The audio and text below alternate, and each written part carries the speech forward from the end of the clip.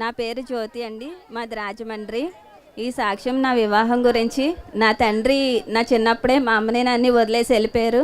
మా అమ్మగారు టిఫిన్ అమ్మి నన్ను పెంచారు. ఇప్పటికీ కూడా మాది టిఫిన్ వ్యాపారమే.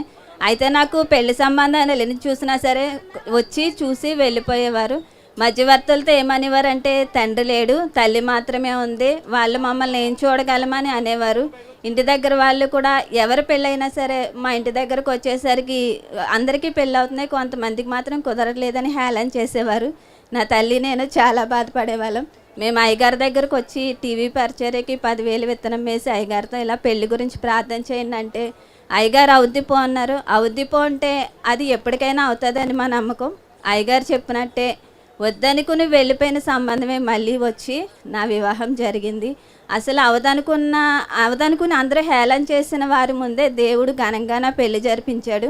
50 మందికి కూడా పెళ్ళికి మేము భోజనాలు పెట్టుకోలేమేమో అని అనుకునే వాళ్ళం. కానీ దేవుడు అద్భుత రీతిగా దాదాపుగా 300కి పెట్టడానికి దేవుడు మాకు సహాయం చేశాడు. నా తల్లి మోకాళ్ళ నొప్పులు, నడు నొప్పులతో బాధపడేది. తైలం రాసి భోజనంలో కూడా తైలం వేసి పెట్టేవాళ్ళం. దేవుడు అద్భుత రీతిగా నా తల్లిని స్వస్థపరిచి ఈరోజు ప్రార్థన శక్తికి నడిపించాడు. చాలా రుణాల్లో ఉండేవాళ్ళం. దేవుడు ఆ రుణాల నుండి కూడా మమ్మల్ని విముక్తులను చేశాడు. ఇన్ని మేలులు చేసిన దేవుడికి నా వందనాలు. మా కోసం ఎంతో భారంతో ప్రార్థించిన ఇస్సాక్ అయ్య గారికి నా వందనమరణాతలు.